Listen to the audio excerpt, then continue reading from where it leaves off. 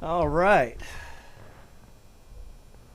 Looks like we may be streaming now. Had a little trouble there, guys. Thank you for hanging around. Let's see, are we going to get the stream going here or not?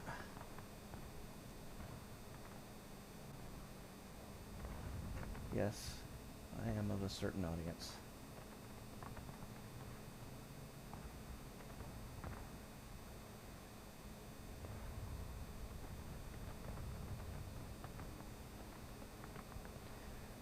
All right. Oh, no. Don't leave the field.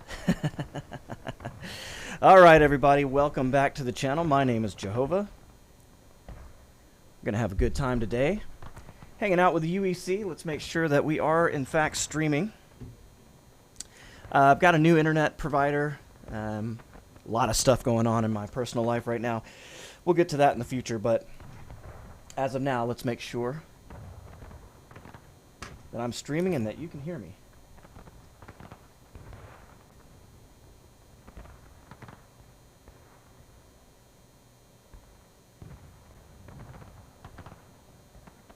And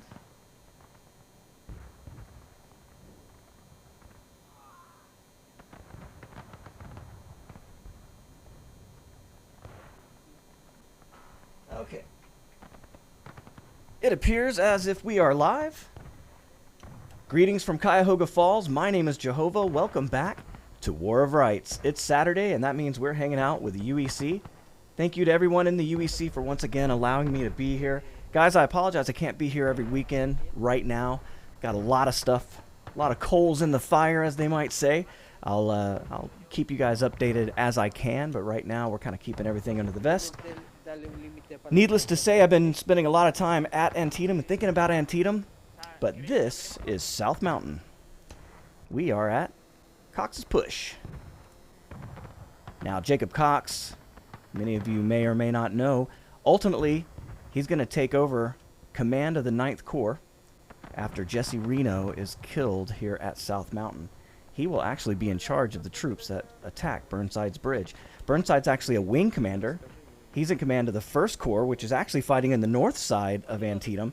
And the 9th Corps, which fights on the south. So McClellan, even though he has wing commanders, overall, they're not in direct command of all of their troops.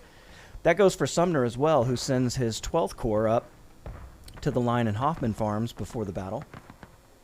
And his 2nd Corps is kept across the Antietam Creek on the east side. All right, so the clock has started. We're getting this thing going. Typically what you're going to see on this map in War of Rights is an attack by the Union onto this left side. They're going to use that stone wall up there and this stone wall right here if they can. The point of contention is going to be over in this direction. Oh, and by the way, Kotow is also streaming right now on YouTube, so if you want to see the other server, go on over there. There's no law against opening 2 windows at the same time and watching both of our streams simultaneously. What a treat that would be. But you can always come back. We'll put these on YouTube later as well. But we appreciate you being here. The chat is up, so if you're here, make sure, throw those flags out in the chat. Who you want to see win this battle. Who are we looking at? 5th North Carolina and the 23rd North Carolina on the Confederate side. We've got the 36th Ohio and the 23rd Ohio. 23rd Ohio famous for having a future president amongst its ranks. And we've got the German Corps, 22nd Virginia, you can see there. The 6th Texas as well in the mix. And 8th Florida, along with some 13th Georgia guys there. Captain Fritz. And you see Truslow. Oh, I think they're actually playing today as Anderson's division, which is the old mighty 88. You can see 8th Alabama there. And the Union doing a slightly different tactic. This is old school, coming across the Confederate right, and they are not wasting time going straight. And who's it going to be? You know it. Army of Northern Virginia, Colonel Killer. And he's going to bring his men straight to the knee wall. Going to make these Confederates rethink their attack. Now, why do the Union not typically attack on this side anymore? Well, simply put, it's because of those guns on the hill. Artillery will be awake today I can promise you that. We're going to see some Yankee Jam. We're going to see some Confederate jelly. There's the Jeff Davis battery. That's 3rd Alabama. And we have the Mormons here as well. Those are the 8th Florida boys. All of them excellent shots. And the Union really getting around the Confederates early and doing it with a strong contingent. You can see here, 1st Virginia. There's Preacher. Everything will be just fine. Everything will be just fine. All right? Very entertaining to watch. Here come the 56th Virginia. Captain Philip Slaughter. And 56 really bringing a lot of men today. I'm happy to see it. And you can see the Union right here on the edge of the map. I love this aggressive play. They have absolutely turned the Confederates. And now they've got one little regiment up here keeping them honest. Who's that going to be? German Corps, 20th New York. There's Colonel Weber. 5th Ohio is usually along with these guys as well. I don't see them, but I'm old and blind. They're probably there. And they're going to be heading off here, some Confederates. The other side of the German Corps, Jack Stone, 22nd Virginia. And they're going to get some help here by the 6th. Captain Russo bringing the Texans up. And already the Union putting the Confederates in a counterattack situation. 36 minutes left. Wow, they're really cooking today. 1947 on the clock. And we'll see if these boys are going to take artillery fire that will run them off of this position. You can see back there, those guys are using the stones as cover. Army of Northern Virginia, no slouch here. And it looks like 56 is going to come over and do that same thing. Try to use these rocks as cover as much as possible. Hey, Accidents, thanks for being here. I see that 20th Georgia flag, and I am doing well. Thank you. I hope you're doing well also. Now, historically speaking, the Battle of South Mountain took place on the 14th of September. That's 3 days before the Battle of Antietam. And George McClellan, you know, for historically, everybody wants to call him slow. There you go, some Yankee Jam already. George McClellan, historically known for being slow for his creep up the peninsula, and ultimately his dismissal by Abraham Lincoln, is going to get Special Orders 191, and he's going to know that Lee has split his army and where he's intending to go, and he's going to push, and he's going to push hard, and the Confederates are going to attempt to stall him at South Mountain. These are D.H. Hill's men, and later Longstreet will come down with Hood's division as well to try to stem the flow. Ultimately, the Confederates cannot stop the Blue Wave, and they're going to fall back. Lee is about ready to end the Maryland campaign right then and there, but Jackson on the 15th sends him a letter, hey, we've captured Harper's Ferry, we're on the way to the Army, and that is why we have the Battle of Antietam. But it doesn't happen without the battle here at South Mountain. For those of you who don't know, this is a history channel. That's what we're really focused on. Anderson's division is here. You can see all the big names. There's Major Hogg. Still find that hilarious. There's Captain Fritz. I saw Truslow here. There's Monio. I saw Truslow earlier. I don't see him now. Maybe I'm just missing it. Oh, there he is. And you can see the boys are happy about it. The Union in a really tough position here, but they are doing good work, and you can see them. They're coming up behind the Confederates on the stone wall now. Weber is an aggressive commander, just like the real Weber in real life. And, man, I don't want to misspeak, but I believe Weber was, he was at least wounded at the Sunken Lane, maybe killed. But I would ask you guys to look that up for yourself if you're interested in history. Also, I'm volunteering at Antietam this year. You see these Confederates not hopping over the fence. They're going to use that as cover on their backside, and they're going to engage the Union coming in behind them. But yeah, we're going to be volunteering at Antietam. Oh, wow, look at this. Anderson's division coming across the field, not unlike the way they did it on September 17th. Anderson himself was shot and wounded in that advance. And their division did very little to help the boys from North Carolina and Alabama in the Sunken Lane.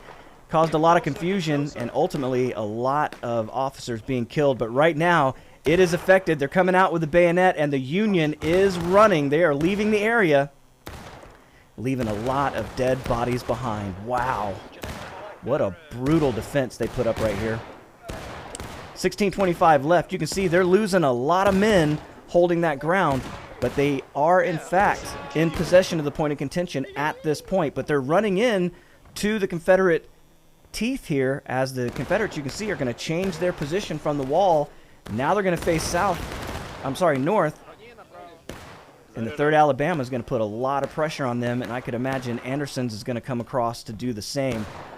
Really well coordinated attack here by the Anderson's division. That's 8th Florida, 8th Alabama. We used to call those the Mighty 88 for all of those that have been around here as long as some of us old guys.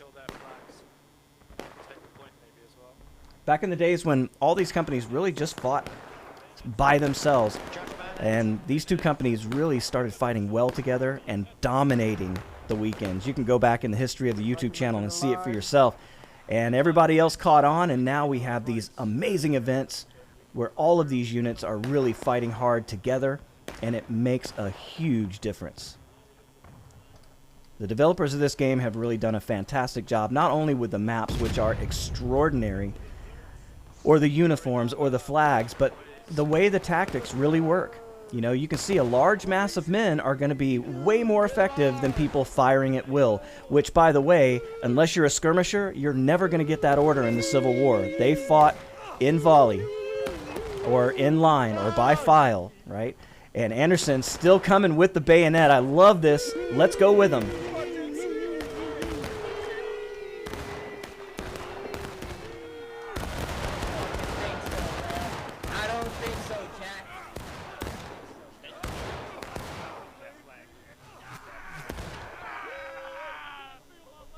They're wiped, they're gone.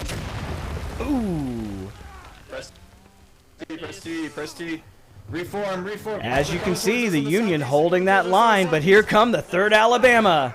Anderson's division softened them up. Can the Alabama finish the job? Union holding a stubborn defense here in the corner.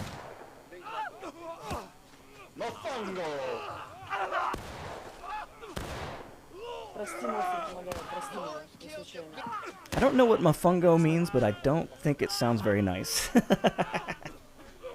And you can see our Russian friends are finishing the job for Anderson's division, 3rd Alabama. But we still have some stubborn Union out here. It's not over yet. They've got to kill them all.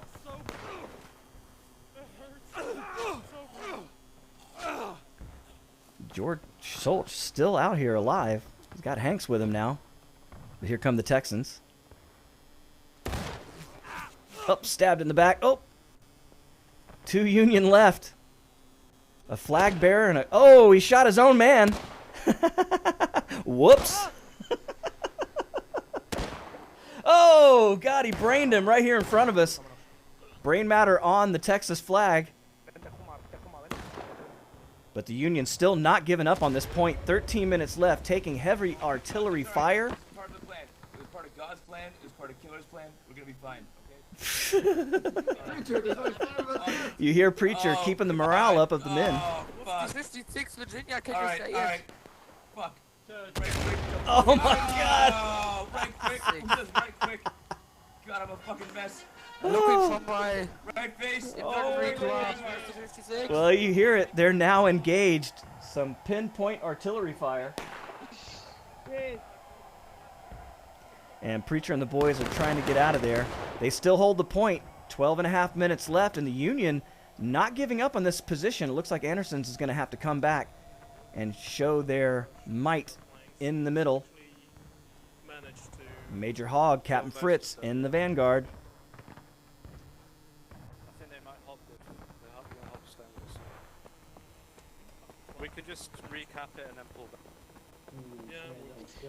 Should we deploy? Here they come on the left, here they come on the left. Oh. Hogg sees it. You heard Truslow. Should we deploy? Yeah, I think you probably should. Fair hold.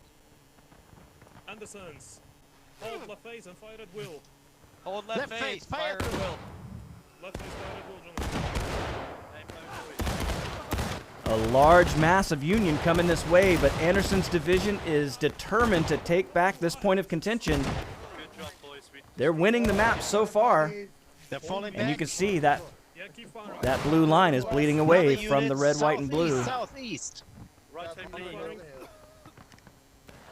Some of the best commanders in War of Rights right here in this division. Oh my God, look at the massive blast. How many will get up? Not many at all. Wow. Yankee Jam. And 1st Virginia is really getting the brunt of this attack. My God. And you could see the Confederates just streaming in to the point of contention. They want to get that thing back. They're going to extend this clock. And they're definitely ahead on tickets at this point. But the Union coming down the hill as well. I love this aggressive play. Man, these boys are so good.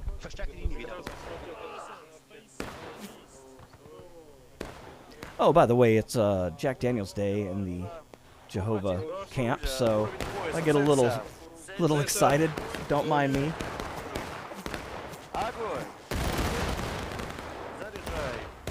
Wow, look at that beautiful line. Well, the Union's got to be frustrated. They wasted a lot of tickets in order to do that, but it was very impressive to show their might earlier. And they've now been able to do kind of what you would normally want to do as the Union, which is come down on the Confederate left flank and hold this flank, shooting down this position. Confederates are not going to have a lot of cover there, and they should be able to bleed a lot of tickets, but the Union wasted a lot of them in the process as well. Now, I'm not taking any shots at any of these players. They know this game far better than I do, from tactics to everything else. It's just an amateur observation, if you will. I think all these guys do an amazing job. And right now, the Confederates in control of Cox Push. Got a Rambo out here? What's going on?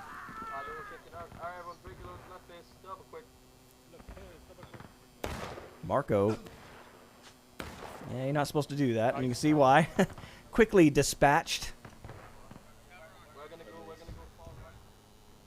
A lot of rules in the UEC events, but they're made to keep these things looking so amazing as we see them here. And a lot of the young players, you know, it takes a while to catch up. No harm, no foul. He was killed immediately. And now Anderson's division going to use the same rocks that Army of Northern Virginia used earlier. Of course, they're not under the suppression of these fabulous gunners up on the top of the hill like the Union were. And it's going to take a while for the Union to get a gun up here, if they have one at all. I don't know that they have one on this map. But if they do, it's on the other side of that ridge.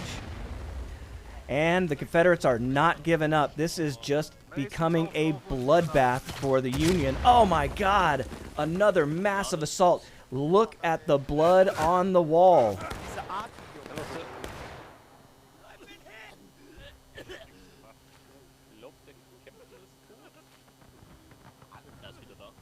Yo.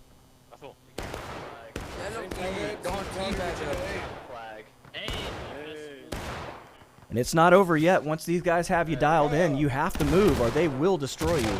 Oh my God, there we go. Holy, look at the crater that ball left. Are they shooting solid shot? So I know a lot of you guys are familiar with grape shot, or what they call canister, right? And they would shoot that up to 400 yards, and they're definitely within that range here, I would say. It's hard to eyeball.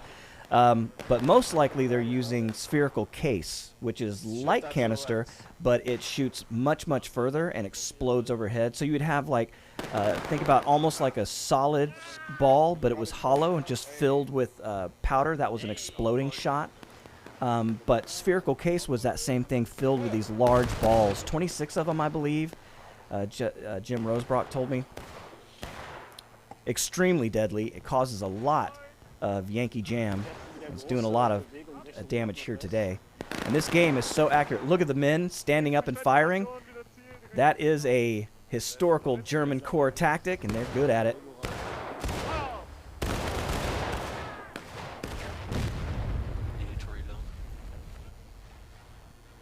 And now the Confederates happy to allow the Union to attack them.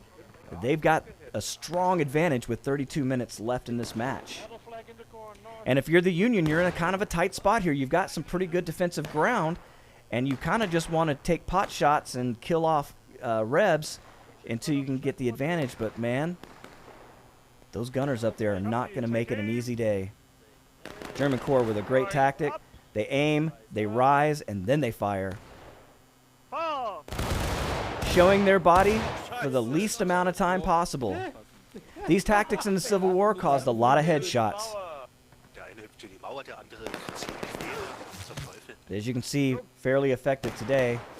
Lost is back here in the back, looking over his men.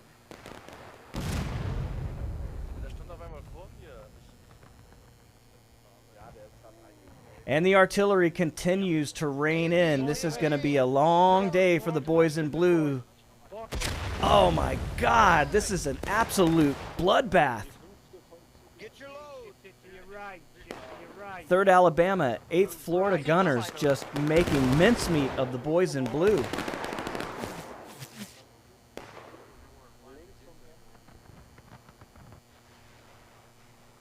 Remember, everybody, if you're looking for Kotow, he's on another server. He usually streams on YouTube. Go check him out. He's doing the other server with the other half of the UEC today. Thank you, Kotow, for everything you do. I love watching your videos, especially since I'm not having the ability to film as much as I'd like to. I get to watch your excellent videos, and it really, really has done my heart well, because I was afraid with this happening that the UEC wasn't going to get the coverage they deserve. But they are. And the good thing about Kotow is he is not only filming UEC, he's the hardest working man in War of Rights. You can see Anderson's division. Same tactics. These guys have been around for a long time. Kotow's doing all kinds of different events, so you really get to see a lot of different people. And I would encourage any of you, you know, if you're thinking, well, I don't want to play in War of Rights anymore, or I don't want to run in line, think about doing spectator. Get out there and film different events. We all grow together. The more people that see this, the better they are. And we all have different styles. So there's a place for all of us. But there's no place to hide if you're the Union. This brick wall, or this stone wall, given a little bit of cover, they are taking a lot of damage. Now, finally, the Confederates are engaged. Union is slightly making a comeback. They're only halfway down the bar now. They've definitely gotten better. This cover is starting to work out for them, even though they're taking a lot of damage from the artillery. Confederates know that, and they're coming this way to stop it. 3rd Alabama, Captain Williamson in the van. And we'll go with them through the corn. Знамя, чуть позади держись, знамя, вот чуть позади, давай, метров 50. Union sees it. They're coming down this way to defend.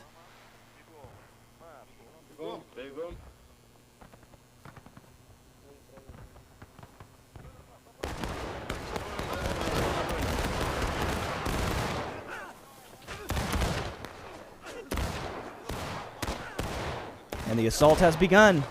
3rd Alabama over the knee wall on the flank. But they are surrounded by Union. Colonel Killer on the knee wall, emptying his pistol into the rebels. Slaughter with the counterattack. And the 3rd Alabama standing no chance against 3 different companies of the Union. They haven't given up yet. They've got a little bit of German Corps with them. 20 seconds there. Jack Stone, but he's being enveloped in the corn, and that is it's a very hard position to be in. You don't really know where your enemy is. And more Union coming this way. German Corps. Weber. And they want to push those rebels right out of that corn and get that flag away from them. If you're new to War of Rights, the flags are mobile spawn points. They were very, very important to the men in the regiments. They represented their individual regiments, and a lot of them had personal value. For example, the wedding dress of the original colonel of the 1st Texas was sewn into their regimental flag. They lost that flag. They had lost their colonel much earlier, but they had lost that flag in the cornfield at Antietam, something they could not replace. And you can see a couple Texans coming to join. So the Union able to push in that direction, and the corn might be their best friend, to be honest, because harder to see in the corn for the Confederate artillery. But They're choosing the stone wall over the corn stalks. AMV covering the corn. AMV, you guys are on the stone wall. Get to the half stone wall. Here, Killer trying to get his men into the correct position. And it looks bad. Oh, there you go. They've knocked a hole in the wall. War of Rights has introduced destructible content. I love it. Hey guys, we need to be standing. Did anyone order out here? Stand. Yeah, stand up, guys. We're artillery right now. We don't want to take any hits. Ooh, flagman going down. Most dangerous job in War of Rights is holding that flag, and it's an honor to die with it in your hand. Could you imagine going into battle carrying a stick instead of a rifle? These men did it, and they did it with honor. They said when they found the battle flag of the 1st Texas in the cornfield, Miller's cornfield at Antietam, there were 13 dead bodies within reach of that flag. Every time it would go down, some other man would pick it up and get shot down. Oh my God, another massive, massive artillery blast. If you like Yankee Jam, you've come to the right place, and we're going to be selling because there's going to be a whole lot available. The whole right side is gone. You heard it. You're not going to be able to stay in one place for long if you're the Union. But they're standing firm. But they are losing tickets. You can see on that right side where it says engage, that blue line is fading away very, very quickly now. That means the Confederates have the advantage in this battle. Virginia, kneel, Virginia, kneel, Virginia, kneel, kneel. Here's Slaughter trying to conserve the lives of his men.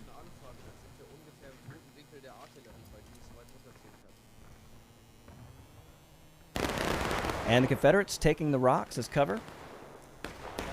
Typically further back than the Confederates are. The Union have pushed in very, very well. I love the opening tactics. But right now they're having a hard time trying to find a way to dislodge these Confederates, especially under the oppressive fire of those artillery pieces.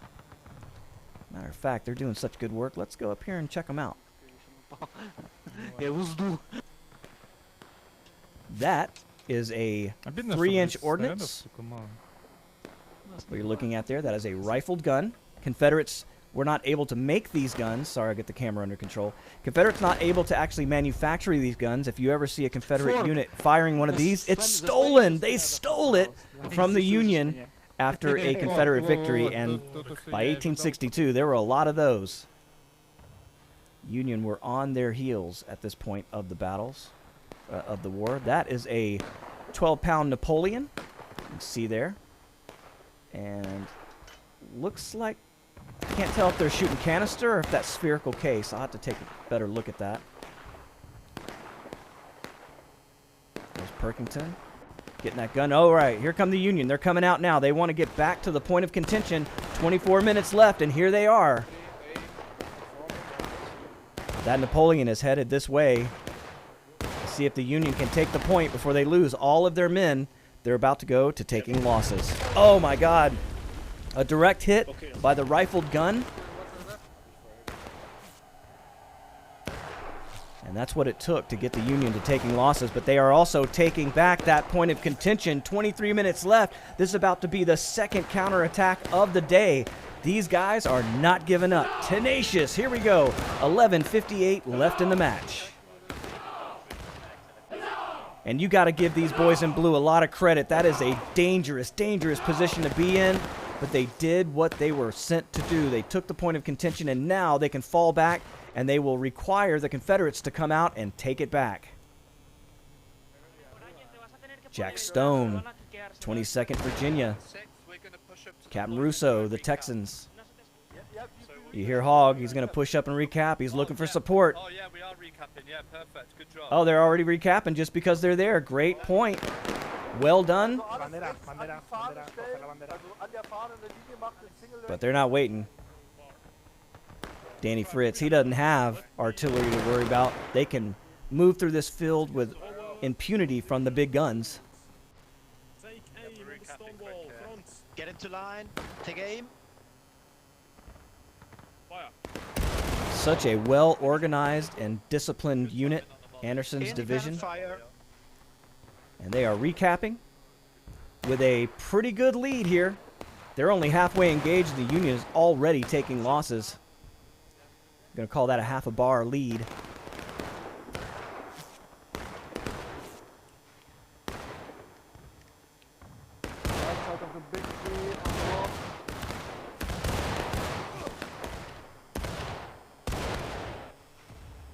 You can hear Truslow giving his men instructions. You've got the line. Yep, taking over. I wanted. Division. Fall back to side. Look at that. Fritz is pulling them back before they actually took it. He knows they've got it back. 23 minutes left. The Confederates answer the call immediately. So all the hard work of the Union for naught at this point, and they are in a desperate situation now with taking losses. They're just hoping to kill enough of those Rebs to get this thing back in balance. That's going to be hard to do with the big guns keeping such an oppressive fire over these tiny regiments. You know what? And I wavered. I was checked. You know, I said. Lost your front Preacher beating himself up a little bit. No need for that. Same targets, right hand side, above that shallow rock. That crazy Canadian's not only a hell of a fighter, he is very entertaining to watch. Glad to see you back, Preacher.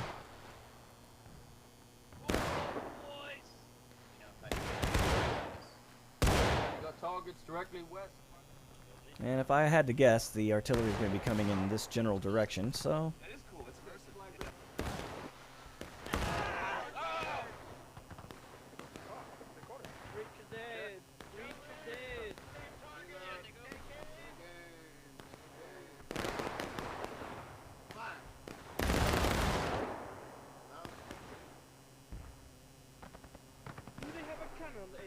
let's do a little cinematic, shall we?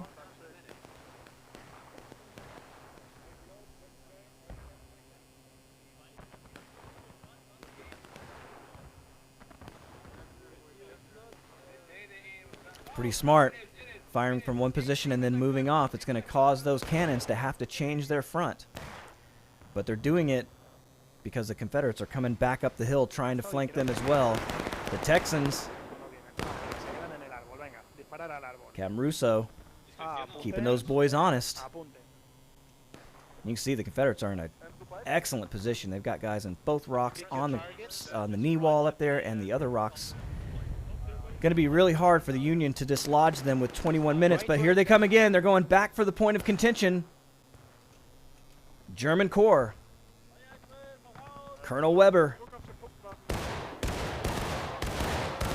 And they will try it for a third time. Can they get it before the artillery of the Confederates can open up on them? Oh my God. The rifles of Anderson's division doing good work there, dropping a high percentage of these Union.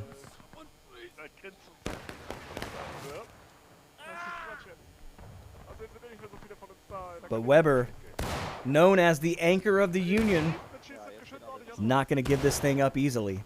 20 minutes left in the match. Can they get it back? Confederates are going to be happy to let them take it and then take it back again. So I don't see any need for them to rush at this point. German Corps losing a lot of tickets with their bravery here. Oh, and there you go, canister.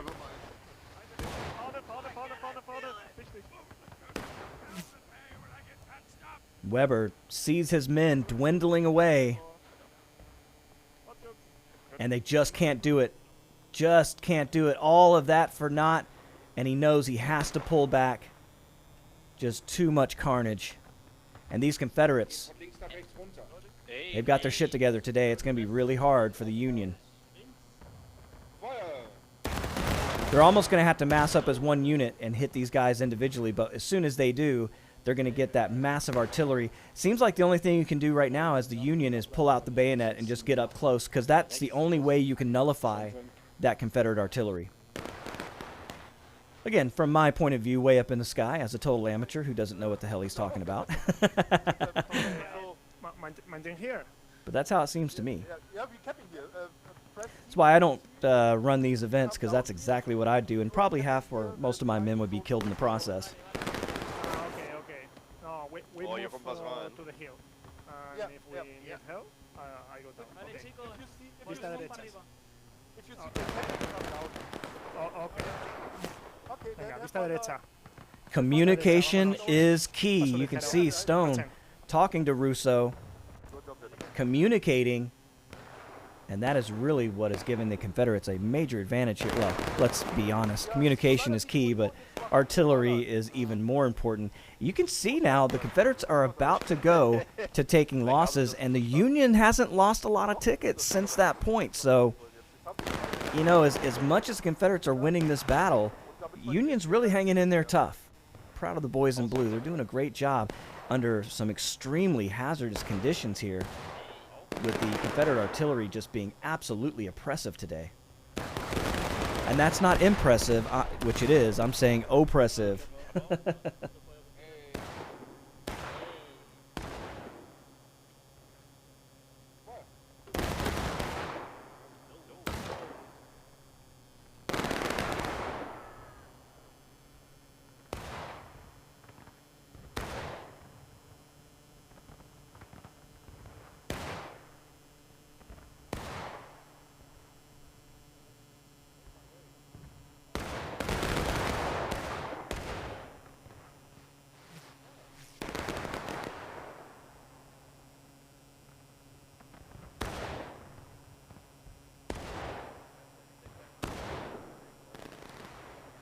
You can see the smoke of the black powder rifles floating away. One of the things about the Battle of Antietam is it had been raining and drizzling all night and the day before. And so you had a lot of water vapor in the air, and it kept a lot of this smoke down on ground level. So it made it even harder to see than normal, because you can see that these black powder rifles put out a lot of smoke. And not only that, they also foul up the gun. People don't really think about that a lot, and it's something that I overlooked until my friend Will Blaney, one of my friends that I've met through volunteering at Antietam, he brought it up. He's more of a weapons expert. And he talks about, you know, this powder fouling up these weapons, and these guys having to ram these rods in with a large amount of force just to get the bullet home to fire the weapon again. And the Union did not have great powder that day. Caused a lot of different problems. Oh, look at this. Confederates. That's Russo. He's gotten in behind the Union, and this could be disastrous for the boys in blue. This is what you want to do. Great job by the Texans. And the Union almost completely surrounded here. They have moved up, and they're going to give the Alabama in the rocks some trouble. And that's your first Virginia Cav. Preacher, always one to be finding the hot spot of the battlefield. Fire, fire, fire, fire, fire. There it is. And the Confederates now taking losses. You can see the Union blue bar is not that far behind them. So the Union making an incredible comeback with the rifled musket. Less than 16 minutes left, and the Union is really coming back in this map. And I don't know if the Confederate artillery has finally run out of ammo, but they might be actually able to come back and win this thing. That would be truly amazing. Because right now they are exposed to artillery if it decides to open up on them. They're able to handle the Texans, and now they'll go back to the stone wall. Again, the communication between these units, how well they work together. You see the A and V there, switching faces from the stone wall over to support the left of the 56th Virginia, and when the threat is gone, they go back to their original position. Now, if you're the Confederates, you just kind of need to stay behind a rock and wait for this thing to end. You do have a lead, though it is bleeding away slowly. And the guns have become fairly silent. Let's see what's going on back here.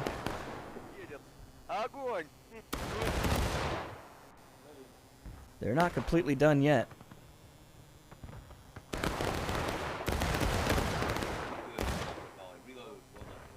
Alright, get down to reload, boys.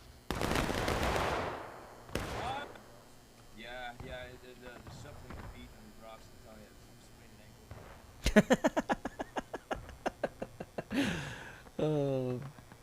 Preacher always looking out for his men. Hey, boys, these rocks are not stable. You don't want to sprain an ankle. I love it. Well, it looks like these things are empty. Look at that.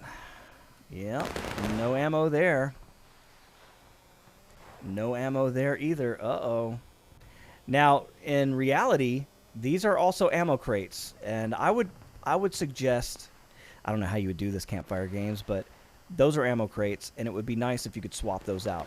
You know, they're over 200 pounds, so you need 2 men to do it, but it seems like you should be able to at least open that and use those weapons as well. That's artillery that in reality they could use in these caissons, but you can see in the game, not available. So Confederates are just about out of ammunition. The Union has survived, and they're only less than half a bar down. They've got 13 and a half minutes left. Can they do it with the musket? Can they come back and win this thing? They're going to have to get out into the open ground in order to take that back. And you saw earlier how much destruction was leveled upon the German corps when they tried that very thing. But ultimately, they're going to have to if they're going to win this match. It's been a great one. I hope you guys are all enjoying it. If you do, make sure to hit that like button. Consider subscribing. I'm trying to grow this channel, even though I don't get to film as much as I'd like to. And again, if you want more War of Rights content than I can provide, go look at Kotow on YouTube as well. K-O-T-O-W. And here we go. Anderson's division, or I'm sorry, Army of Northern Virginia, Colonel Killer coming out. They want to take the point of contention back, and they're doing it with less than 13 minutes left. How will the Confederates respond? If they do it like they have been doing it, they're going to wait till they take it and try to take it back. But we'll see. A lot of boys in blue going down, trying to take this position.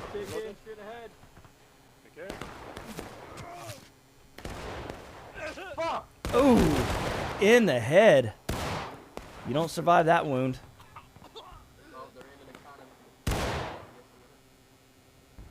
Stand strong, boys. You hear them stand strong. They don't know that they're out of ammo. Hold the line. That's an order. They may have 1 or 2 shots left, depending on how many guys had ammo. Here we go. You can see Anderson's division coming out of the rocks. Oh, they still have canister. They're still firing it. Not as effective from this range. You're not going to see those huge explosions of Yankee Jam like we were earlier, but they're still able to knock a lot of these Union out of the ranks. And the Army of Northern Virginia, there you go, Colonel Weber coming up to support. And you can see the Confederates have an advantage. They don't have to be this close in order to take it back. And now Weber is going to be forced to turn his flank to the Alabama and his front to Anderson's division, along with the Texans back there, I believe, or at least Jack Stone and the other part of the German corps.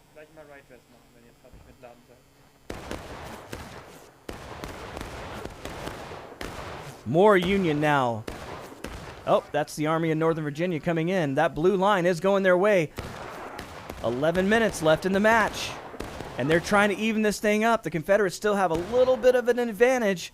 But the Union doing great work with the rifled musket.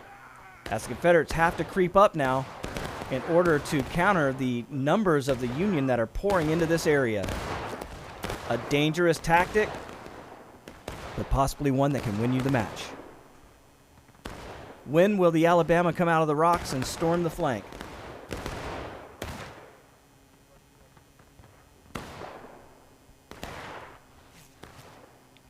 The Confederates trying to creep up on this position. The Union not making it easy on them. Okay, gentlemen, ceasefire.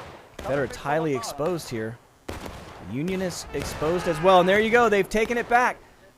6:56 left on the counter clock. The Union losing a lot of tickets in that. And here come the Confederates. They want to make them pay for it. You can see the Alabama in the background coming out of the rocks. And they're going to come this way. Flagman already going down. There is no safe place on this battlefield.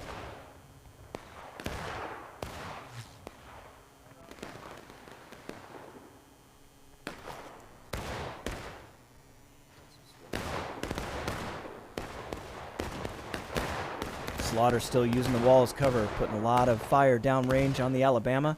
Anderson's division, along with the Texans. trying to push the Union out of this spot, and it's working. You can see the blue line is fading away. The Union, also another disadvantage, they got a long way to run from spawn. So those flags are critically important. You can see Slaughter now coming out to support, but he's also got the Alabama coming down the hill. Union is about to go to breaking. They fought super hard here, but at the end, once you come out of cover, they're getting exposed to a lot of rebel bullets.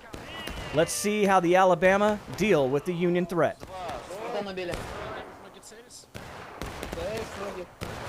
A huge amount of Yankees along the knee wall.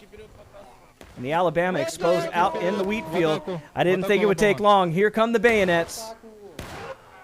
They're outnumbered, but tenacious. And the Union will give it right back to them.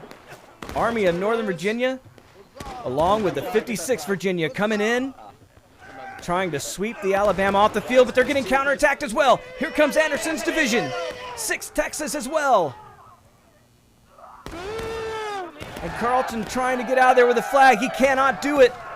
The Rebels now have the Union breaking. 5 minutes left in the match. Can they take back the point? The blue line is still going Union. A lot of the Virginians out here. But now Confederates are in behind them. Fritz doing it with the sword. Oh, Jenkins finally taking him down. The Union has done it again, taking the blue bar all the way back. Where are they? A lot of Confederates here. I don't see as many Union. I'm wondering why that blue bar is still in such effect. It must be this group of men back here. 1st Virginia holding it. Oh, there it goes. Starting fighting to bleed away. 4 minutes left. Wow, what a slugfest this has become. An amazing match.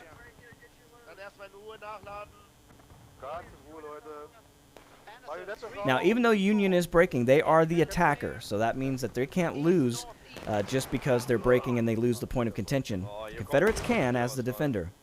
And they're about to go breaking. So if the Union is able to do what they've done now 3 times in this match, which is to take the point of contention after the Confederates go breaking, they can win this thing. And there's still 10.5 minutes left on the game clock if the Confederates can take back this position. And it looks like they're going to be able to do it right now. Union a long way to run. You can see those flags on the other side of the hill. They're trying to get back to this point as quickly as they can. May not have enough time as the German Corps and the Texans are holding and taking back this point of contention. Now Anderson's division and the Alabama, they're going to be regrouped very shortly. Here's one of those groups now. 3rd Alabama. Captain Williamson, he's got his men back in line. A strong line. And this is going to not bode well for the Union, although they are out in the open. Deadly accurate with the rifled musket. And you can see the Union desperately trying to get back. Preacher trying to get his men up. But the Alabama is just sending a lot of letters back home to your mama, boy. And you can see the Confederates have done it again. The game clock has restarted. 10 minutes left in this epic match in the UEC Saturday event. Keep this tree on your right. Keep me on your right, and you'll be okay. Preacher trying to tell his men, use the tree as cover from the Alabama. And that way you only have to worry about bullets coming from one direction, although you can see Anderson's division coming down the hill in the distance.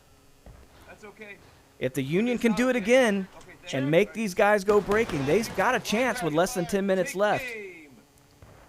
This is why you never give up, kids. Fire! Independent fire to your front, right side of this cobblestone wall. Shoot them all down as they come in. We got holes in the front of this. And now the Confederates really starting to mass. Anderson's division, along with the German Corps, the Texans as well. Stay down, wait for it, wait for it, wait for it. And there they are, breaking. Now, if the Union is able to take this thing within 9 minutes, like they've done 3 times already, they can win this match, and they know it. Here they come. The boys in blue attacking the point of contention. Is it for the last time? Are they going to win the match right now with 9 minutes left? A deadly space, but here it is, and the Confederates cannot allow them to take it and respawn this time. They've got to prevent them from taking the point of contention, or they will lose this match. And the Union are now in force. This is not going to be easy for the rebels, especially with more Union on their flank. Wow. The Federal Army really showing some muscle in the late game here. Can they do it? Can they win this thing outright with less than 10 minutes to go?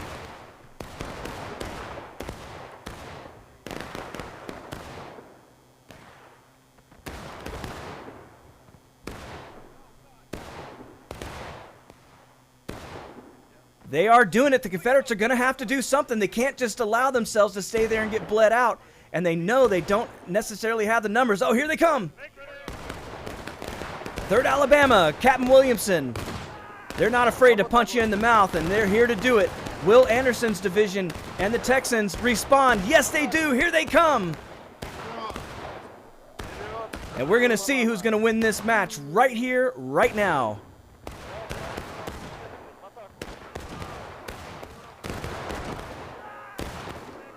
Union desperately holding on. All they got to do is get that bar around. This could be it. They might win the whole thing right now. You can see more Union coming down the hill. Confederates may be too little too late. What an amazing comeback for the USA. Wow, will it go to overtime? They've done it. They done it. They won. Amazing! Wow! What an incredible comeback for the USA. Absolutely brutal artillery fire held them down for much of this match. But I'm telling you, that left swing really put the Confederates on their heels early, and they never really recovered. Man, what an amazing victory. Congratulations to everybody on the Union for a hard-fought win. But everybody's winners in the UEC. North Carolina were easily cut down in their exposed advanced position in an open field. And all along the line, the Ohio regiments began to charge directly into the sparse remaining defenders along the Wood Road, scattering and disintegrating most of the Confederate regiments. The 5th Virginia Cavalry and the 2 guns of Pelham's battery retreated into the woods to get away from the bayonets and enraged Ohioans who screamed in a murderous rampage behind them. The only remaining regiment of Garland's original command was the 13th North Carolina, which with the help of Bondurant's battery as well as the 2nd and 4th North Carolinians from G.B. Anderson's command, desperately held off the Union troops at Wise's Cabin, using the stone wall around Wise's Garden as their own Alamo against the Blue Tide. They too would fall and retreat from the battlefield with Fox's Gap firmly under Union control.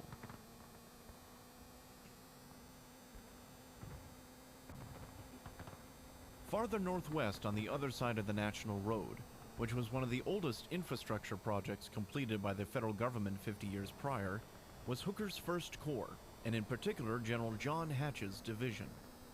Their attack would attempt to outflank the sparse defenders at Turner's Gap by moving farther north via the Frosttown Road, allowing them to avoid most of the Confederate firepower positioned in a crossfire against any that might attempt to push directly against Turner's Gap via the National Road. If successful, McClellan could potentially pincer D.H. Hill's lone division from 2 sides, and even cut off his escape back to Boonesboro.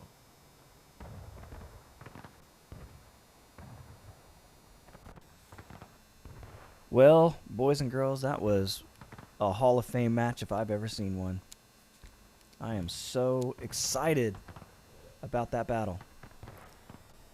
Hope you enjoyed it. If you didn't, well, you might want to find somewhere else to go because that's about as good as it gets. Okay, where are we now? This is going to be Hatch's attack. Now, Hatch was actually wounded here, and that means Doubleday is going to end up taking over for Hatch, and he will be in command of the 1st Division of the 1st Corps during Antietam. Oh, we're going now to the skirmish. Okay. Hopefully we don't crash. Looks like we'll go back to an Antietam map now. Again, once again, I'll take this time to thank you all for being here. Make sure if you're in the chat, put those flags out there who you think you're going to win this next match. That last one was a close one, but wow, those Yankees really did a great job.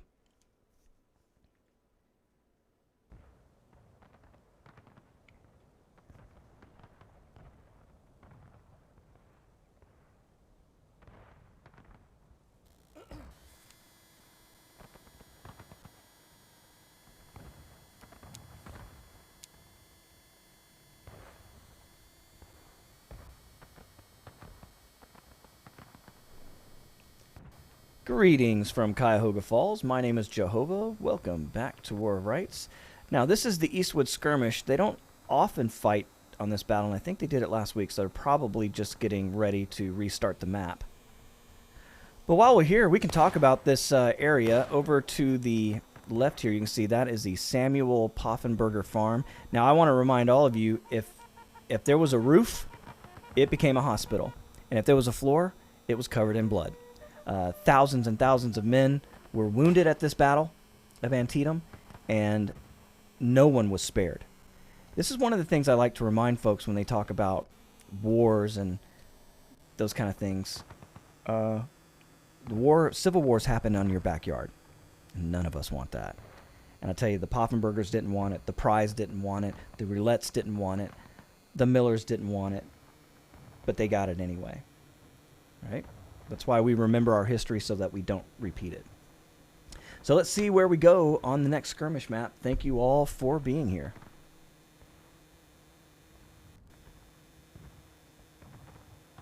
After their victory at South Mountain, Union General McClellan with his Army of the Potomac was close on the heels of Confederate Generals Longstreet and Hill as they quickly retreated across Antietam Creek to set up a defensive line.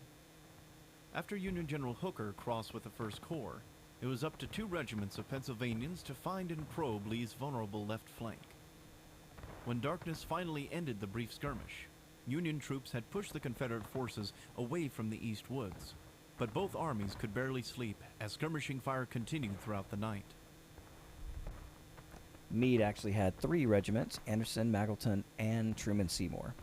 Truman Seymour is who you're going to see on this Eastwood skirmish, the Bucktails, 13th Pennsylvania Reserves. They had Sharp's rifles, by the way. Very deadly. As the next morning dawned, however, the Confederate and Union troops stirred from their slumber for the action to come. The unending skirmish fire erupted further into proper battle as lines Hey, of fellow infantry Bello, and thank batteries you of for being artillery here. added to the cacophony. Just west of the East There are no Woods lies cheap the viewers. cornfield All owned viewers by the are Miller family. And by worth 6 their o'clock weight on in the salt. morning of the 17th, I appreciate you the being here. veteran troops of the Union Iron Brigade would advance from the North Woods and through the cornfield into the open fields to their south, right into a withering fire. Right into a withering fire. Oh, my lord. Cook's countercharge. This is a great map. A great battle. All right, here we go. Greetings from Cuyahoga Falls. My name is Jehovah. Welcome back to War of Rights. It is Saturday and we're hanging out with the UEC. Thank you to everyone in the UEC for once again allowing me to film these excellent events. We are doing Cook's Countercharge. So what is that? Well, you know, they talk about the battle being in 3 stages: the northern section, the middle section, and then the southern section. Well, what they don't talk a lot about is the counterattack through the West Woods, where McLaws' division comes out and smashes the Union 1st Division under the 2nd Corps under Sedgwick. Well, after that occurs and the 2nd Corps runs away, the Union is attacking the Sunken Lane. Now, what you're seeing here, let's give you guys some bearings. That is the famous Dunker Church. The visitor center today sits about right here. You can see where those guys are getting lined up. That is the Hagerstown Turnpike that runs all the way down in that direction and all the way up in this direction. That is the Miller Farm and the Miller Cornfield over there. Now, what Cook is going to do, he is going to launch an attack. And this is the 27th North Carolina and the 3rd Arkansas, I believe. While the Union is on the Bloody Lane, and you can see back in the distance, that is the Piper Farm and Barn. And that road right there, that is the Bloody Lane that you're seeing off in that direction. And they are being currently attacked and pushed off the lane by the Union coming from that farm in the distance. That is the Roulette Farm off there. And they're going to come across this field, and Richardson and French are going to hit the Confederates. Now, Richardson is mortally wounded in that area, and Hancock will eventually take over. But before that happens, Cook makes an attack out of the woods. And let's see who the game puts here. 27th North Carolina, makes sense. And 3rd Arkansas, that is historically accurate. And who are they going to fight? They're going to fight the 28th Pennsylvania and the 52nd New York. Those boys are going to be with Brooks' brigade. Sorry. Richardson had 3 brigades. He had Brooks, Caldwell, and Marr. Sorry, my brain. Told you guys, been hanging out with Jack Daniels a little bit today. So, yeah, so Marr's going to be pushed back. Caldwell's going to flank the Confederates in the cornfield, particularly Francis Barlow of the 61st and 64th New York combined. They're going to push them out of the lane. And now you're going to have Cook coming across, trying to get in behind them. And Brooks is going to turn around and fight those Confederates off historically. Now you can see the Muma Barn back in the distance. That thing is on fire. And if we look here on this map, you're going to see that this area where the Confederates pretty much got to this area. Now, I need to do a little bit more research. I'm learning this. I don't know if it's this fence line that they get to, or if it's this fence line out here. I want to say it's this one. I want to say Cook's guys actually do hold this point right here, and that's why the point of contention is in this spot. Now, this is not an easy map for the Confederates. They look like they're having a hard weekend. You can see artillery already out here in front. They may be able to overrun that pretty quickly. Typically, the Confederates will come through the corn, as they did in real life, and they will try to hook around those hay bales and try to come around the backside of the Union. But for the USA, their spawn point is literally right there. So they are very close to the point of contention. And you'll see the Confederates try to do pincers. They'll try to come down this road and come up this way. They'll try to hide in the bushes. It's going to be something fun to watch. But maybe not as much artillery this time, because unless the Union gunners can get those guns out of danger, which you can see they're already trying to do, it's going to be hard to have a gun. But you can see they're trying already to get those guns into a position and secure as much of this ammunition as they can. A lot of caissons here available. Again, those caissons back there not available, but these little wagons right here, they are. And this is going to be a bunch of 12-pound Napoleons. Those are smooth bore, as well as a 3-inch ordnance. That is going to be a rifled gun, and I think they're choosing to take the rifled gun. They are. Much more accurate, much larger range on a rifled gun. Think about a football. You know, you can throw a baseball, and a baseball cuts through the air, a lot of wind resistance. But if you throw a football, the spiral will allow it to go a further distance at a much more accurate pace, and that's what those rifled guns were able to do. Now the clock has started, and the Confederates are wasting no time. You can see them moving out. We're going to have the German Corps under Jack Stone in the van on the left. That's going to be Anderson's division. Major Hogg on the right. They're trying to find the edge of the map, and they're right on it, and then they're going to hook through the corn. Hogg wanted to go a little bit further than he could. And these guys want to silence those guns as quickly as possible. Texans in behind German Corps. Well, thanks again for everybody for being here. I really do appreciate it. If you want to learn more about this history, reach out to me at any time. I'm also trying to make videos. Going to use as much time on the field as we can to make that happen as well. Those take a long time. And like I said, got a lot of weird things happening in my life right now, but we're going to get through it. When we do, we'll have more excellent content for you guys to enjoy. So sit back, relax, and enjoy the fun. And we'll go with the Confederate attack through the corn.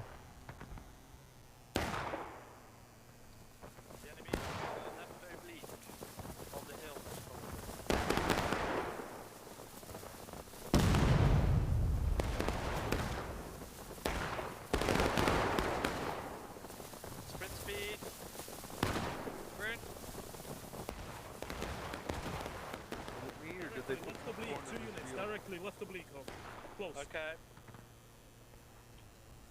Company, hold. Fire at will. Independent fire. Focus on the side as well. And Hogg called it directly right. He knows exactly where the Union's going to be. He's probably done this 1,000 times on this map already. And you can see the absolute destruction that they rained down on the Union up here on this hill. And Weber and the German Corps are going to have to get back. They were trying to support the Army of Northern Virginia, but took a pounding. And you see the other Confederate units using those caissons in defense. Now the question is, can the Union get that gun working? And were they able to get it back behind the fence in time? More Confederates flooding the field. 3rd Alabama. These Confederate units are not happy about losing that first match, and they're going to show their displeasure to these Union trying to hold this hill in front of the fence line. Not an easy task.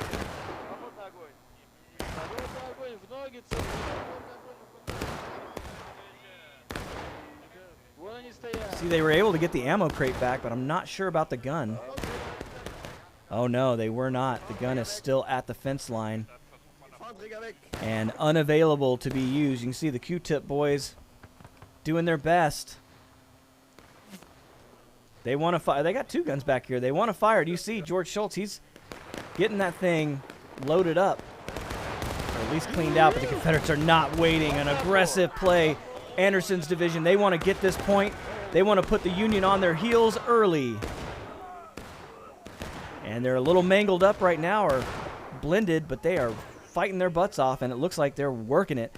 Union having a hard time holding this point, although they still do have guys on the left. 56 Virginia Slaughter trying to get out to the guns and flank the Confederates out here. And the Texans and the German Corps, can they hold?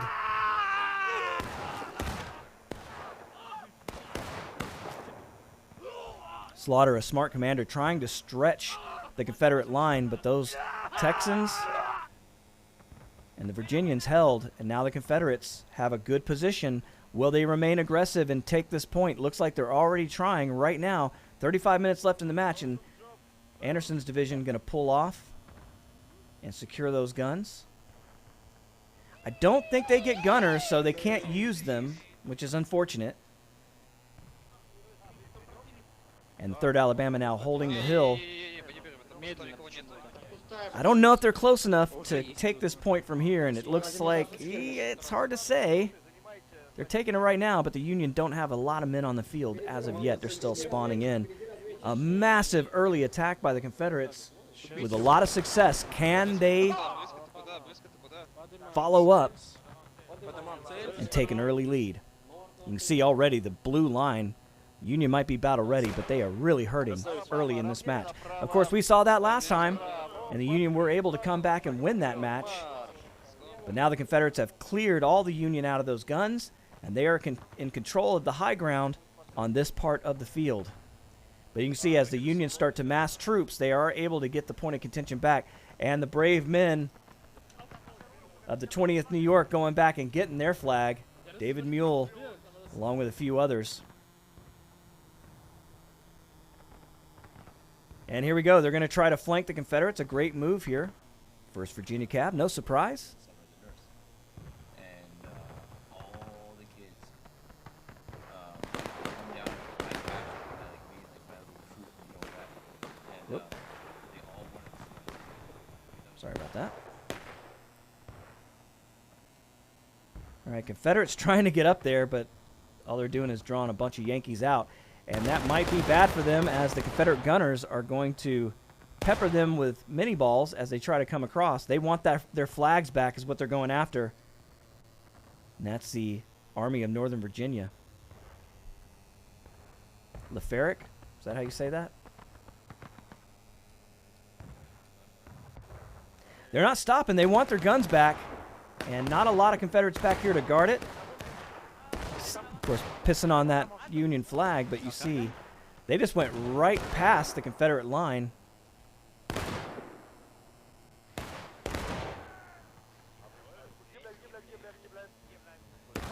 See 10th Alabama trying to get their flag back. Adjutant I blow. He's done it. That's a brave man right there. That's a green heart of valor. Move. Oh, but he didn't make it. Oh.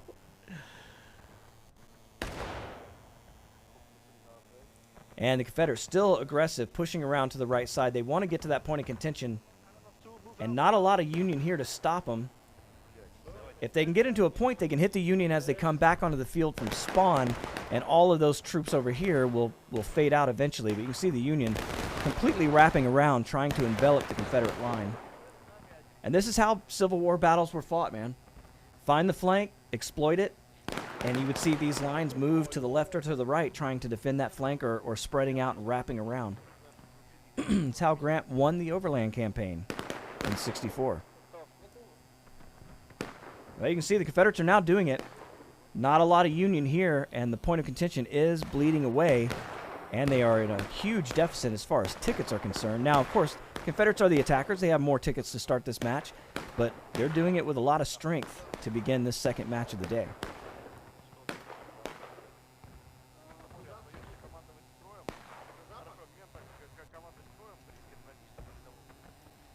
And the Confederates have a long way to run for spawn, so they need to keep their flags as well. We got a unit here. This is Anderson's division right up front. They've engaged the Union, and they are taking the point of contention away. Now the Union able to put a wagon here with ammunition right in front. Plenty of ammunition there, but the Confederates are using it as cover.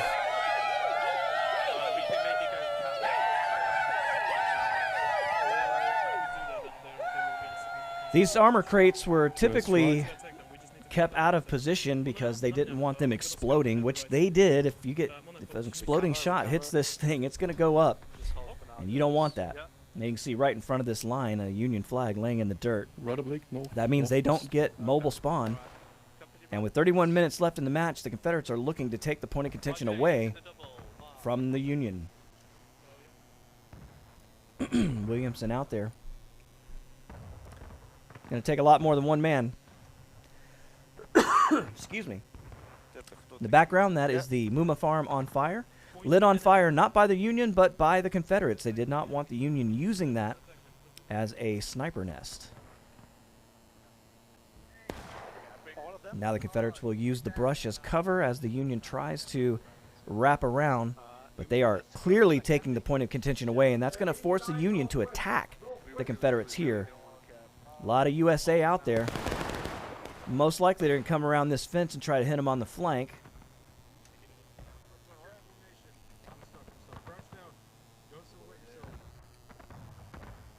That's a smart call. Don't silhouette yourself. Crouch down. Everyone get down. Everybody. So the Army of Northern Virginia doing their part, trying to get around the Confederate left, and you can see it's working. Confederates not close enough to the point of contention, and as these Union approach, that red line is bleeding away from them. They're going to have to get closer, and here they go. 3rd Alabama, Captain Williamson going around the right, trying to get enough men close enough, but you see the Union coming straight down the Muma Farm lane, and they're going to smash into the 3rd Alabama. Here we go. 56 Virginia, 3rd Alabama.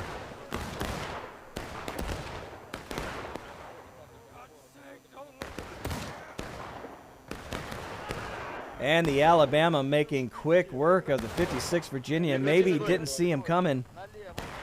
And now they are taking the point of contention very rapidly. And another Confederate attack out in the middle. Anderson's division losing a lot of men, but getting right up close and personal to the Union. And Weber in the 20th New York all alone. Not a lot of support, but Army of Northern Virginia are coming down the fence line, but they're going to run into the other half of the German Corps, 22nd Virginia, and these guys are no slouch as well. Captain Jack Stone, and there you go. First counterattack of the day, less than 12 minutes left in the match, and the Army of Northern Virginia going with the bayonet. Private Rice trying to get the flag out of there. The Texans on the fence line might save the day. An incredible push by the Army of Northern Virginia.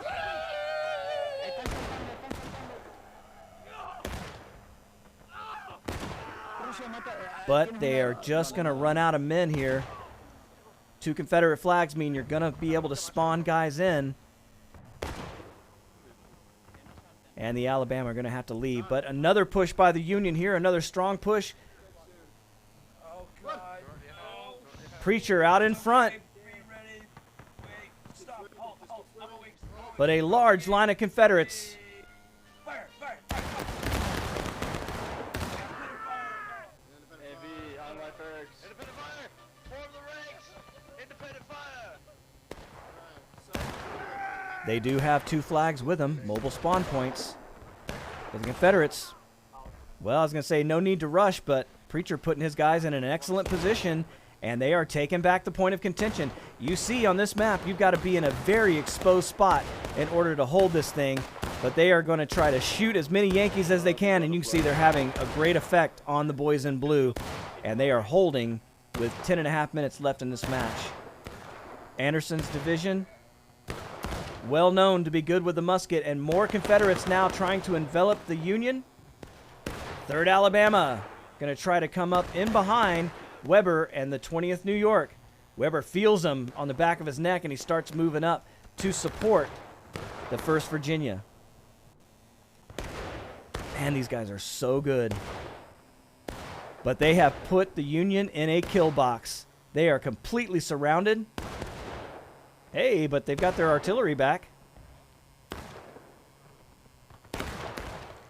Boy, this is a tough spot to be in.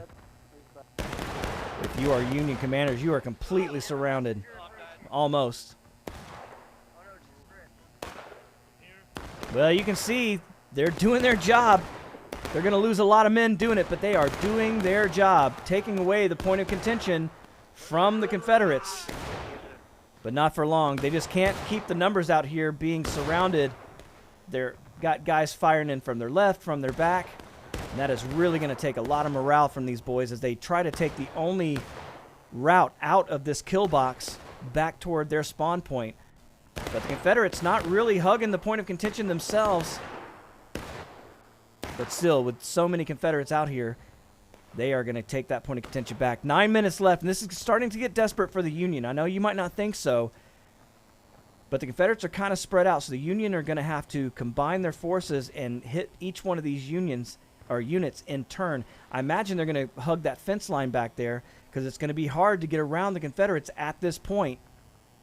You see the Anderson's division trying to get better ground behind the hillside. You know, the sloping terrain and the undulating terrain is something that you just can't get a feel for until you go to the actual battlefield. And Alabama looks like they're being extremely aggressive, coming back up. They don't want to let the Union anywhere close to this position, and they're going to put a lot of musket fire on the boys in blue as they try to enter. Oh, you can see Williamson going down.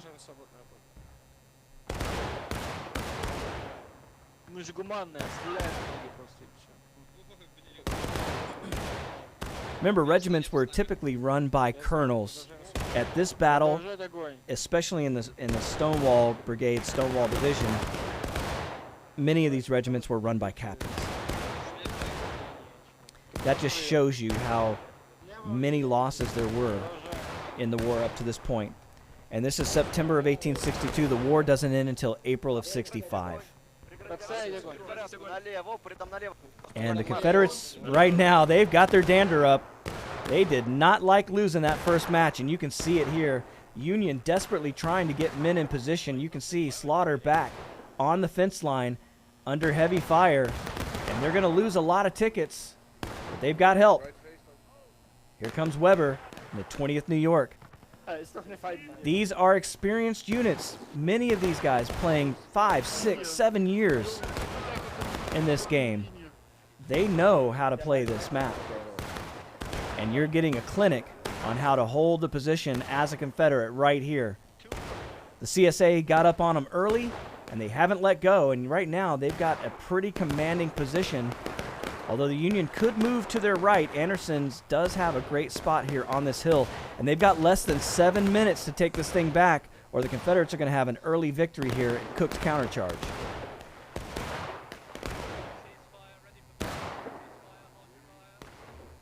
Sounds like Hogg wants to volley.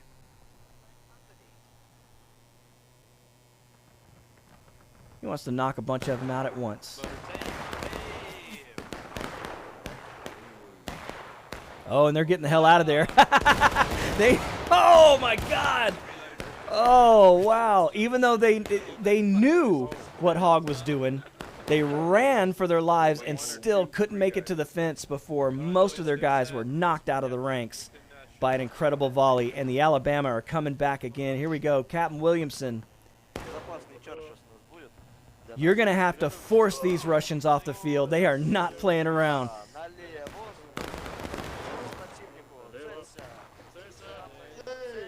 Now, you're not allowed to shoot into the spawn point, but Williamson getting his guys just as close as he can, and he's going to make these Yankees pay if they come out of the cover of that fence. And you can see there's a large opening here. Union really has no choice. They're going to have to follow Slaughter down this road, and you can see here come the Army of Northern Virginia. 1st Alabama, 10th Alabama. A lot of Alabama on the field today. I love it. Now you might say, why are Alabama wearing blue? Well, UEC is a great event, and they work very hard to kind of make this as even as possible. And you can see they're going to have to turn their flank. Now, what they're hoping for is that the Confederates will turn their flank and the Union can get around their left.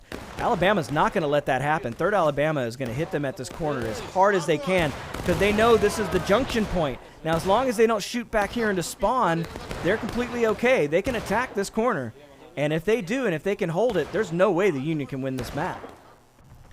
4:45 left.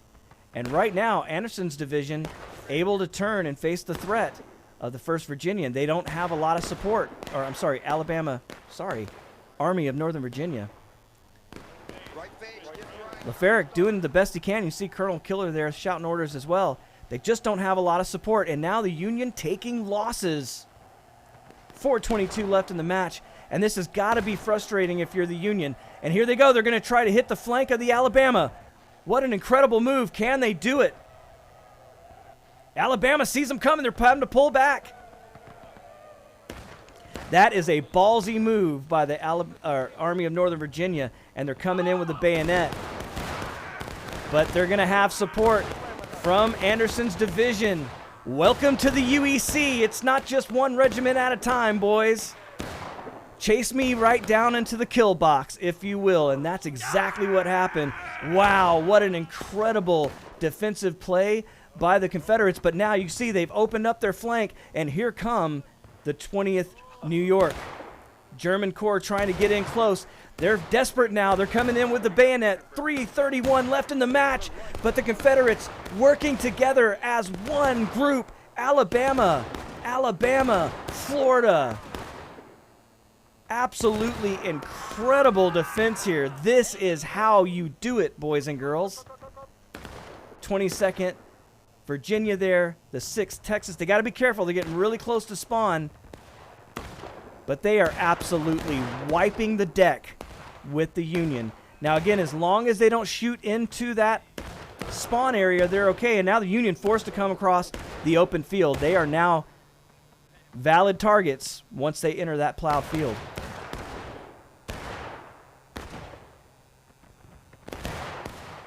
What you're looking at there is the East Woods. That's where the Union's going to be coming from.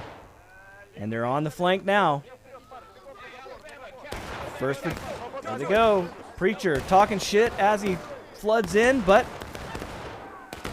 3rd Alabama. Wow. Man, it has been a while since I've seen such a dominating performance by the Confederates on this map. And you can see some of these Union guys trying to get back here to their guns, but they just can't do it. Just can't get enough guys around here. And the Confederates, super aggressive. They did not like losing that first map. They want to win the second one with 28 minutes left on the game clock. That is not easy to do. We got less than 2 on the counter clock right now, and this could be an old school UEC ass whooping right here. Wow. Confederates not playing around, but the Union right on their spawn. They can spawn a lot of guys very quickly. That means they know they can lose a lot of guys very quickly, and that's what they're ready to do. You're coming in with a bayonet right now. They've got to push these Confederates off this spot because the Confederates have pushed so far forward now, they're losing the point of contention simply by decay, which I imagine they're going to have to correct that pretty quickly. They don't want to lose that point of contention right now. And the Union now flooding in around the corner, but the Confederates still holding their own. Tons of Confederate soldiers in this area. And I've been watching these matches a long time. This is aggressive even for the Confederates. This is rare. You don't see them this far up very often.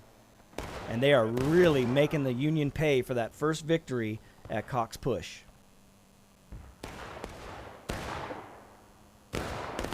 And, man, less than a minute to go. This might be the thing. This might be the match, man. What an and the Union's breaking. What an incredible attack by the Confederates. They will not be denied. 32 seconds left in this match, and they aren't going back. They're pushing forward. Amazing. Wow, what an incredible weekend. But the Confederates have now lost the point of contention due to the delay, so this means that it's going to go to overtime, I imagine. Now the Confederates, if they take the point, they can win the whole match. Are they going to lose themselves and just follow the Union, or are they going to go back and take the point of contention back? Do they have to? I think they do. But I think if the Confederates would just fall back to the point of contention now, they'll win the whole match. No, they won it anyway. Wow! 28 minutes, 47 seconds left on the clock. And the Confederates win the second server. Amazing. You cannot ask for better than that, my friends. What an incredible weekend. Congratulations to the CSA for what I would say is the most incredible attack and win on this map that I've ever seen. That's 2 Hall of Fame matches in one weekend. I hope you guys are appreciating what you're seeing here. The possible advantage, Colonel Cook had his men rise up from behind the fence line they had been sheltering at, and advanced into the open towards the Muma farm with the expectation that the other regiments positioned in the West Woods would push with them. Instead, the 2 regiments went forward alone to face the entire Union 6th Corps. However, they managed to surprise and capture a large number of Yankees in their wild onrush as the other Union regiments fell back past the orchard behind the smoldering Muma farmhouse. This meant the Union regiments near the sunken lane were then in danger of being flanked from behind.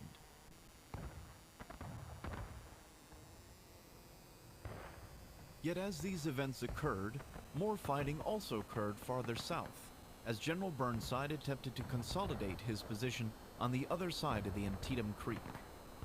The 9th Corps were forced to clamber up the steep hillside that had been pockmarked with various foxholes and fighting pits before reaching the summit, where the Otto and Sherrick farms stood.